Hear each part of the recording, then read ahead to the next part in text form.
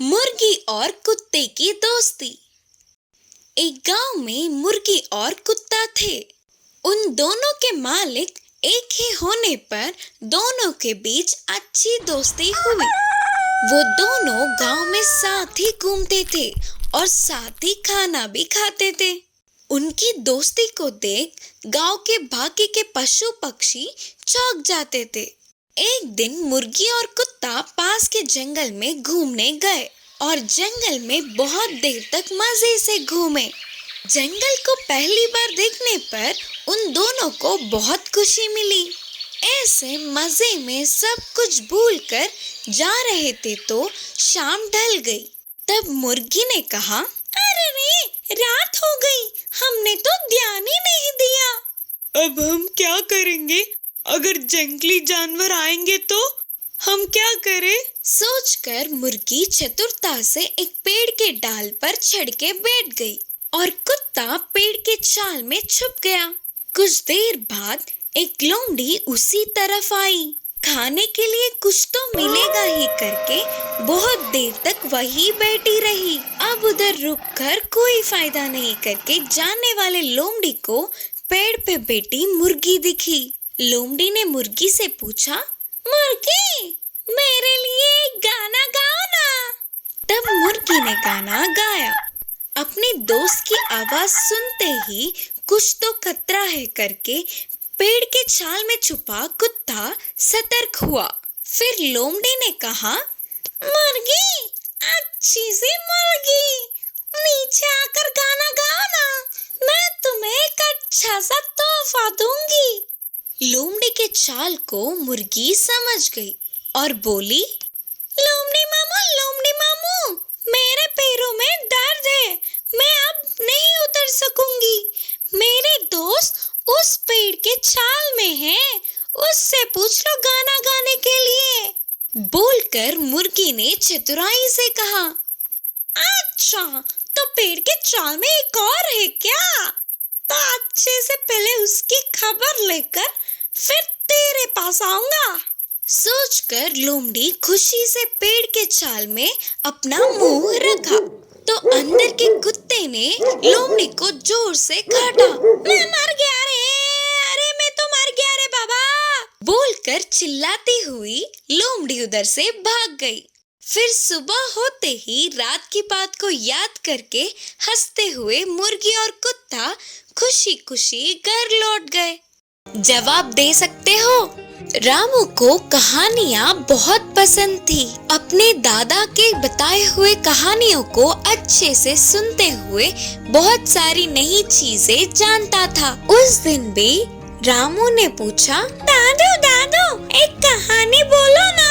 बोलते हुए दादा के हाथ पकड़कर खींचते हुए पूछा रामू। रामू बहुत ही बुद्धिमान था। कोई भी कहानी बताओ, कुछ ना कुछ पूछता ही रहता था। उसका जवाब ना दे पाते हुए दादू अपने सिर पकड़ लेते थे। दादू ने कहा, मेरे कहानी बताते समय कुछ नहीं पूछते हुए चुपचाप सुनोगे तो बोलूंगा, नहीं तो नहीं बोलूंगा। ठीक है दादू, बताओ, बोला रामू। दादू कहानी बता रहे थे तो रामू अच्छे से सुन रहा था। एक जंगल में एक मिट्टी का ढेर और एक पत्ता अच्छे दोस्त थे, पर उन्हें बहुत बड़ी समस्या आ गई थी। रामू ने पूछा, कौन सा समस्या? दादू ने कहा, बारिश आते समय मिट्टी का ढेर पिघल रहा था, हवा के आते समय पत्ता उड़ रहा था। कैसे इस समस्या से बाहर आना, इस समस्या से बाहर कैसे आए करके बहुत सोच रहे थे। अच्छा, तो दादू उन दोनों ने क्या सोचा? तब पत्ते ने बोला, हवा आते समय, बारिश आते समय मैं तुम्हारे ऊपर बैठ जाऊंगा, तब तुम नहीं पिघलोगे। कैसा लगा मेरा उपाय, बताओ? तब तक पूरी कहानी सुनने से पहले ही रामू को हमेशा की तरह एक संदेह आया। उसने पूछा, अगर हवा और बारिश एक ही साथ आ गए तब क्या करेंगे? दादू को क्या जवाब दे? दादू को समझ ही नहीं आ रहा था कि इसका जवाब क्या दे और उन्होंने अपना सिर पकड़ लिया। कुएं का पानी। एक गांव में एक जमींदार रहता था। वो बहुत लालची था और किसी की मदद नहीं करता था। अगर किसी की मदद कर भी देता तो उससे सूद समेत सबका हिसाब लेता था। उसके पास एक कुआं था जिससे उसे कोई फायदा नहीं हो रहा था। वो अपना कुआं बेचना चाहता था। वहीं एक किसान भी रहता था जिसे कुएं की जरूरत थी। इसीलिए वो उसे खरीदने जमींदार के पास आया और उसे खरीद लिया। अगले दिन जब वो खेती करने के लिए कुएं से पानी लेने गया तो जमींदार वहां आया और गुस्से से कहने लगा, मैंने तुम्हें कुआं बेचा है, कुएं का पानी नहीं, उसके अंदर का पानी मेरा है। अगर तुम्हें पानी चाहिए तो मुझे पैसे देकर उसे खरीदो। अचानक जमींदार की ये बात सुनकर किसान हैरान हो गया। ये क्या बात है साहब, जब आपने मुझे कुआं बेचा है तो उसका पानी भी तो मेरा ही हुआ ना। अब आपकी ये बात मुझे कुछ समझ नहीं आई। ऐसे ही उन दोनों में बहस होने लगी। जमींदार मानने को तैयार ही नहीं था। जमींदार की मक्कारी बातों से किसान परेशान हो गया था और उसे अंदाजा हो गया था कि क्यों उसके दोस्तों ने इस जमींदार से कुछ भी लेने के लिए मना किया था। जब बात किसी नतीजे पे नहीं पहुंची तो उन दोनों ने गांव के राजा अकबर और उसके मंत्री बीरबल के पास जाने का निर्णय किया। वो दोनों महल में गए और महल में अकबर के साथ साथ बहुत सारे लोग भी थे। बीरबल ने उससे पूछा कि क्या मसला है, तो किसान ने बताया, राजा जी, मैं एक गरीब किसान हूँ। मैंने कल ही इनसे एक कुआं खरीदा था। आज जब मैं उससे पानी लेने गया था तो ये कहने लगे उसका पानी इन्होंने नहीं बेचा और अगर मुझे पानी इस्तेमाल करना है तो मुझे उसे खरीदना पड़ेगा। अब मैं क्या करूँ राजा जी, अब आप ही कुछ न्याय कीजिए। हाँ राजा जी, मैंने तभी भी यही कहा था और अब भी यही कह रहा हूँ। मैंने इसे सिर्फ कुआं बेचा है, उसका पानी नहीं। अगर इसे पानी चाहिए तो पानी को खरीद ले।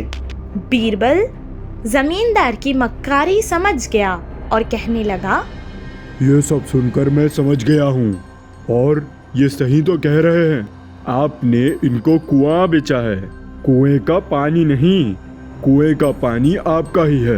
बीरबल की बात सुनकर जमींदार बहुत खुश हुआ। कुछ देर सोचकर बीरबल ने कहा, लेकिन कुआं तो इस किसान का है ना, तो उसमें आपका पानी क्या कर रहा है?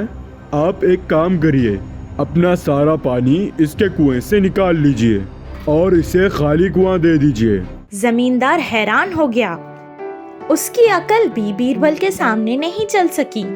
बहुत उदास होकर उसने किसान को पानी और कुआं दोनों ही दे दिया। न्याय मिलने पर किसान भी बहुत खुश हुआ।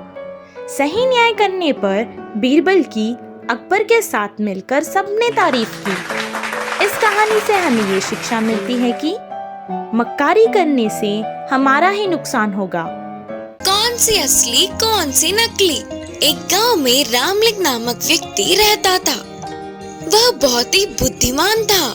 किसी भी समस्या का आसानी से जवाब देता था। उसकी समयशीलता, तेज दिमाग, बुद्धि देख सारे चौंक जाते थे। एक दिन उस राज्य के राजा ने रामलिंग के बुद्धि का परीक्षा लेना चाहा और उस गांव में आए। उसे बुलवा कर कहा, रामलिंग, आपके बुद्धिमानता के चर्चे सबके मुंह से सुन लिया और हमें अपने आंखों से देखने के लिए आपको यहाँ बुलवाया गया। इसके लिए मानते हुए रामलिंग ने हल्का सा मुस्कुराया। उस राजा ने 2 फूलों के गमलों को दूर से दिखाते हुए कहा, उन 2 फूलों के गमलों में एक असली है और एक नकली। बिना छुए, ना ही नजदीक जाते हुए उनमें से कौन सी असली है, यही से बताना होगा तुम्हें। फिर रामलिंग एक क्षण तक सोच में पड़ गया और सैनिकों को बुलवाकर कुछ तितलियों को लाने को कहा और उन तितलियों को गमलों की तरफ छोड़ा। नकली गमलों के फूलों में वह शहद तो नहीं होता ना। इससे सारे तितलियां असली गमले के फूल पर ही बैठ गए। फिर एक बार हमेशा की तरह सभी रामलिंग को देख चौंकते रह गए। राजा ने रामलिंग की बुद्धिमानता और होशियारी की बहुत तारीफ करने लगे। राजा ने रामलिंग की बुद्धिमानता और होशियारी की बहुत तारीफ की, साथ ही कई अमूल्य उपहारों से सत्कार किया। जंगल का राजा बना बंदर। एक जंगल में तरह तरह के पशु पक्षियाँ रहते थे। वे सभी मिलजुल कर रहते थे। कुछ छोटी सी भी जरूरत पड़े तो एक दूसरे की मदद करते थे। उनका बहुत समय से ही राजा नहीं था। उन सभी ने सोचा कि उनका एक नायक होता तो अच्छा होता। ऐसे सभी पशु पक्षियाँ नायक को चुनने के लिए इकट्ठा हुए और किसको राजा के रूप में नियुक्त करे करके चर्चे चल रहे थे। सभी ने अपने विचार व्यक्त किया। हिरन ने कहा, हम सभी अपने अपने कला का प्रदर्शन करेंगे और जो भी सबको अच्छा लगता है वही राजा बनेगा। बोली हिरन। जैसे हिरन ने कहा वैसे करेंगे तो ठीक रहेगा। बोली पक्षी। इसके लिए सबके मानने पर मुकाबला शुरू हुआ। ऐसे कई पशु पक्षियों ने अपनी कला का प्रदर्शन किया। आखिर में एक बंदर आगे आकर अपने विचित्र विचित्र कला से नाचने लगा। ये देख सभी हंस पड़े। बंदर के कारनामों से प्रसन्न होने वाले पशु पक्षियों ने उसे अपने राजा के रूप में चुना। लेकिन ये सब लोमड़ी को अच्छा नहीं लगा। लोमड़ी ने सोचा, राजा के कुछ लक्षण होते हैं, बुद्धि और बल में सबसे आगे होना चाहिए, और यहाँ देखो एक बंदर राजा बना है। एक दिन वह लोमड़ी के खाने के लिए जंगल में घूमता हुआ शिकारी के द्वारा बुनी हुई जाल को देखी। उस जाल के बीच में एक बड़ी सी रोटी थी। बहुत भूखे होने के बावजूद वह लोमड़ी उस खाने के पास ना जाते हुए जल्दी जल्दी बंदर राजा के पास भागती हुई गई और बोली, राजा, आपका ये सेवक आपको एक तोहफा देना चाहता है। अगर आप मेरे साथ आओगे तो मैं आपको बहुत स्वादिष्ट भोजन मिलने की जगह दिखाऊंगी। स्वादिष्ट भोजन का जिक्र सुनते ही बंदर के मुंह में पानी आ गए और तुरंत लोमड़ी के साथ गया। लोमड़ी बंदर को उस जाल के पास ले गई। उसकी बीच की रोटी दिखाते हुए बोली, ये लो राजा, ये रोटी आपकी है, इसीलिए मैंने उसे छुआ तक नहीं। जाकर मजे लो।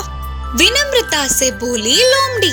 आगे पीछे कुछ भी ना सोचते हुए बंदर जाल में कूद गया और तुरंत शिकारी के जाल में फंस गया। अपनी मासूमियत से फंसने वाले बंदर राजा को वही छोड़कर हंसते हुए चली गई लोमड़ी। इस कहानी की सीख है कि राजा बनने के लिए बुद्धि और बल का होना बहुत जरूरी है।